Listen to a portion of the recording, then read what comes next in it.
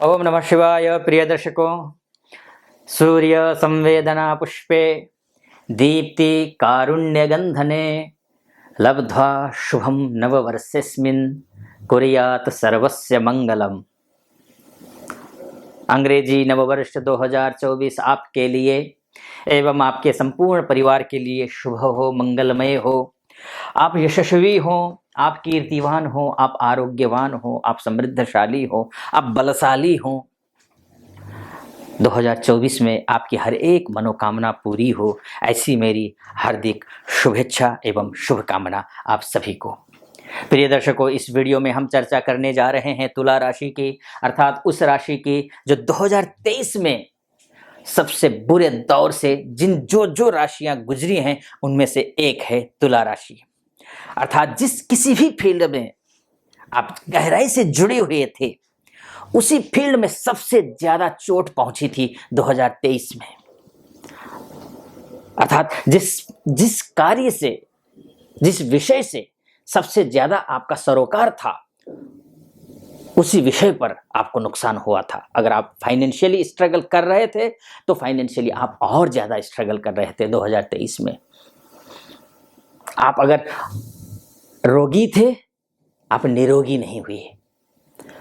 आप मेंटली रूप से परेशान थे तो परेशानी बढ़ी है 2023 में। जॉब कर रहे थे या बिजनेस कर रहे थे, सफलता आपसे कोसों दूर थी।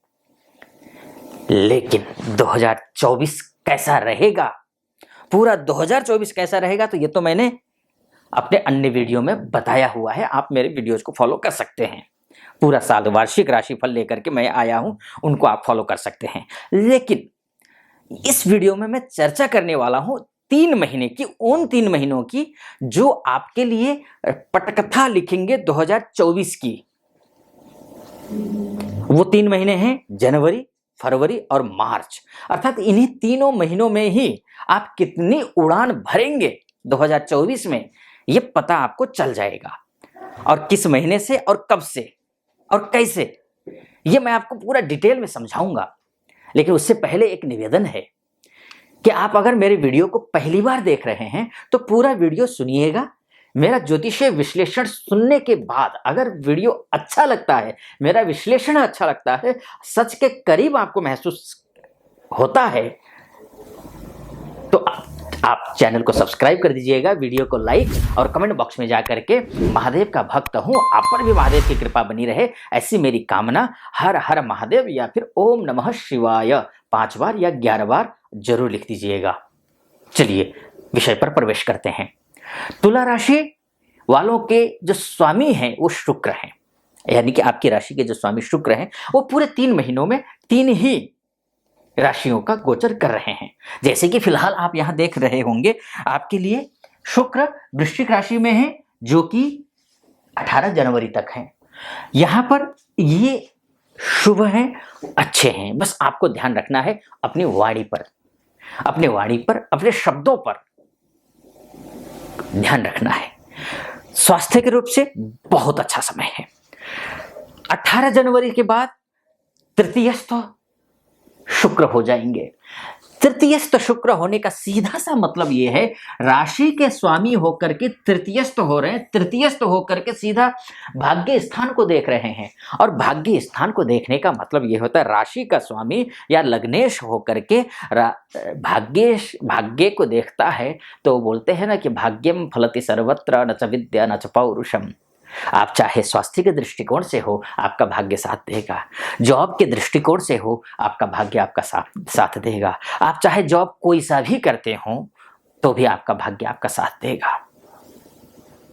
आप डॉक्टर हैं तो भी, आप डेंटिस्ट हैं या सर्जन हैं, या फिर आप अन्य किसी न्यूरो के डॉक्टर हैं, या फिर अन्य किसी स्पेशलिस्ट हैं, या तो जनरल फिजिशियन हैं, डॉक्टर में कोई भी डॉक्टर हो, आपको सफलता मिलती हुई दिखाई दे रही है। एक तो शुक्र की वजह से, दूसरा मंगल की स्थिति बहुत अच्छी है। तीनों महीनों में मंगल भी शानदार है। और मंगल क्या है आपकी कुंडली में? मंगल आपका सप्तमेश है। आपका साहस बढ़ेगा। नौकरी के क्षेत्र में डॉक्टर तो है ही, उसके साथ साथ में आप लॉयर हैं, आप सीए हैं, आप बैंक में जॉब करते हैं, आप किसी अन्य कॉल सेंटर में जॉब करते हैं, या फिर आप कोचिंग की क्लासेस देते हैं, आप शिक्षक हैं, इन सब के लिए शुक्र, मंगल, बुध और गुरु की स्थिति बहुत अच्छी है, बहुत बढ़िया बनती हुई दिखाई दे रही है। शुक्र क्या कर रहा है, यहाँ है, यहाँ इन 3 भावों में आएगा, यानी कि तृतीयस्थ होकर के लग्न को देखेगा, चतुर्थस्थ होकर के सीधा आपको कर्म स्थान को देखेगा, भाग्यस्थ पंचमस्थ होकर के भी आपका जो है धन भाव को देखेगा। पैसे के दृष्टिकोण से भी अच्छा दिखाई दे रहा है। सोर्स ऑफ इनकम, अगर आप जॉब करते हैं तो प्रमोशन के योग दिखाई दे रहे हैं। आप जॉब ढूंढ रहे हैं,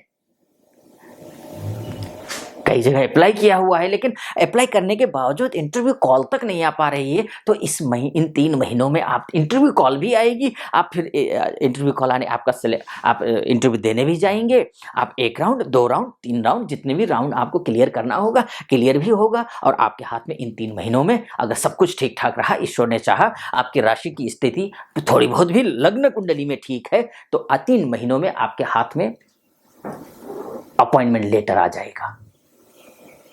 जॉब करने वालों के लिए, जॉब में किसी भी फील्ड में, मैंने कहा अगर आप बिजनेस करते हैं तो बिजनेस के लिए रियल एस्टेट का काम हो, कंस्ट्रक्शन का काम हो, या फिर प्रॉपर्टी से रिलेटेड काम करते हो, जॉब इसमें काम इन्वेस्ट किया हुआ है आपने, या फिर छोटे उद्यमी हो, मझोले उद्यमी हो, बड़े उद्यमी हो, छोटी दुकानें चलाते हो, किराना के फसल हो, मैन्युफैक्चरिंग का काम हो, या फिर आप जो है इंपोर्ट एक्सपोर्ट का कार्य करते हो, विदेश से रिलेटेड काम करते हो, या फिर यहीं पर एक राज्य से लेकर के दूसरे राज्य में आप जो है ट्रांसपोर्ट का काम करते हो, इन सभी क्षेत्रों के लिए अद्भुत समय है। उनके लिए भी अच्छा समय है जो हमारे जिस मंगल की स्थिति अच्छी होती है। तो होता क्या है कि मंगल, जब देखिए ना, यह मंगल जो है हमारे अफसर हैं, हमारे शिक्षाकर्मी हैं, उनके लिए भी बहुत अच्छा, चाहे बीएसएफ में हो, चाहे आईटीबीपी में हो, चाहे सीआरपीएफ में हो, चाहे पुलिस विभाग में हो, चाहे नेवी में हो, चाहे आपका वायुसेना में हो, कोई भी सुरक्षाकर्मी हो जो साहस से, पराक्रम से रिलेटेड काम करता हो, उन सब के लिए अच्छा है। मंगल की स्थिति तीनों स्थिति में अच्छा है। धनु राशि में रहते हुए भी मंगल अच्छा है, मकर राशि में रहते हुए भी मंगल अच्छा है, कुंभ राशि में भी रहते हुए मंगल अच्छा है। घर खरीदने की अच्छा, अब मंगल जब अच्छा होता है तो एक बात और अच्छी हो जाती है, जब भी कि मंगल ही ऐसा कारक ग्रह है जो ऋण करवाता है, पैसे की तंगी करवाता है। लोन का जो कारक होता है वो मंगल ही होता है। अगर लोन लेने की सोच रहे हैं तो लोन मिलता हुआ दिखाई दे रहा है, और जहां तक बात है लोन उतारना है, आपको लोन लिया हुआ है, आप उतार नहीं पा रहे हैं, समस्याएं आ रही हैं, जैसे ही कुछ उतारने की सोचते हैं, पैसे कहीं ना कहीं ब्लॉक हो जाते हैं, जिससे लेना है वो पैसा वापस कर ही नहीं रहा था अभी तक। इन 3 महीनों में आप उससे प्यार से बात कीजिएगा, वो आपको जिसने आपका पैसा लिया हुआ है, हो सकता है वो आपको पैसा वापस कर दे। लोन की बात है तो लोन निकालने के लिए मैं ये तो नहीं कहूँगा कि इन 3 महीनों में आप पूरी तरीके से लोन उतार देंगे या फिर ऋण मुक्त हो जाएंगे, ये तो मैं नहीं कहूँगा, लेकिन हाँ, आप लोन को उतारने के लिए एक प्लेटफॉर्म, मजबूत प्लेटफॉर्म तैयार कर सकते हैं। लेकिन इन सभी क्षेत्रों के लिए आपकी कुंडली में थोड़ी सी भी शुक्र की स्थिति है, अच्छी है, बुध की स्थिति अच्छी है, और चंद्रमा की स्थिति अगर अच्छी है तो ये मानकर चलिए आपके लिए ये समय शुभ है। अगर आपकी राशि भाग्येश ही अगर कमजोर हो, लग्न कुंडली अर्थात date of birth, time of birth और प्लेस ऑफ बर्थ के हिसाब से जो आपकी कुंडली बनी होगी, उसमें भाग्य मृत अवस्था में हो, नीच का हो, या फिर दिग्बल, कालबल, चेष्टाबल में कमजोर हो, दृष्टांश में कमजोर हो, त्रिंशांश में, चतुर्थांश में, दशमांश में, होरा में, फिर या फिर नवांश में अगर आपकी कुंडली में ग्रह ही एकदम से खराब स्थिति में है, तो जो मैं फलादेश कर रहा हूं, फलादेश आप पर सटीक नहीं बैठेगा। लेकिन थोड़े बहुत भी अच्छे हैं ग्रह, तो जो मैं फलादेश कर रहा हूं वो आप पर 100% सटीक बैठेगा। हाँ, अगर ग्रह ही बिल्कुल संजीवनी की जरूरत है, ग्रह को मृत अवस्था का ग्रह होता है तो संजीवनी भी काम नहीं करता है। अगर ऐसी ग्रहों की बहुत ही कमजोर अवस्था है किसी भी क्षेत्र में, और ऐसा होता भी है कि कई आप लोग अनेक वीडियोस देखते हैं, एस्ट्रोलॉजर्स को फॉलो करते हैं, लेकिन शुभ नहीं हो रहा है। आप लगता है कि आचार्य जी कह तो रहे हैं कि शुभ होगा, अच्छा होगा, लेकिन अच्छा हो नहीं रहा है। तो मेरा निवेदन रहेगा, कोई आसपास में अच्छे अगर एस्ट्रोलॉजर हो, आप अपनी कुंडली को दिखा लीजिए, क्योंकि ये फलादेश तभी सटीक फलादेश आप पर सटीक बैठेगा। ये फलादेश जब आपकी लग्न कुंडली में ग्रहों की स्थितियां थोड़ी बहुत भी ठीक हों, क्योंकि ये तो मोटा मोटी तौर पर है कि ग्रह इस महीने, इस राशि में, इस नक्षत्र में और इस डिग्री पर बैठे हुए, तो आपको ये फल देंगे। वास्तव में आपका डीएनए आपकी कुंडली होती है। तो दिखा लीजिएगा, या फिर नीचे नंबर है, उस नंबर पे कॉल करके मुझसे भी आप ज्योतिषीय परामर्श ले सकते हैं। नीचे नंबर है, उस नंबर पे कॉल कीजिए, हमारे प्रतिनिधि से बात कीजिए। प्रतिनिधि से बात करके आप मुझसे कंसल्टेंसी ले सकते हैं। एक तो ये। अब उसके बाद जाकर के, हाँ, रियल एस्टेट से जुड़े हुए लोग हैं, उनके लिए भी मैं बोलूंगा। हाँ, कोई अगर कॉर्पोरेट सेक्टर में जाना चाहते हैं जॉब करने के लिए, उनके लिए भी ये जो समय है, कॉर्पोरेट वालों के लिए भी शानदार समय है, वो मौका है, जा सकते हैं उनके। या फिर ऑलरेडी काम कर रहा है कोई, तो उनको प्रमोशन भी मिलने की संभावनाएं हैं। तो इसलिए, या फिर कॉर्पोरेट सेक्टर से जुड़े हुए लोगों के साथ में उनका उठना बैठना भी हो सकता है, उनके साथ सरोकार भी हो सकता है। ये एक अच्छी बात दिखाई दे रही है। भाग्येश आपका बुध बनता है। बुध आपकी कुंडली में जो है आपकी राशि के हिसाब से, तुला राशि के हिसाब से इन 3 राशियों में ही चलेगा बुध। इन 3 राशियों में ही बुध है। जैसे कि 2 जनवरी को जो है वृश्चिक राशि में प्रवेश किया है, फिर धनु में, मकर में और कुंभ में। हाँ, मार्च के मिड के बाद जरूर मैं कहूंगा थोड़ा सा बुध नीच का होगा, आपको गणेश जी की उपासना करनी होगी।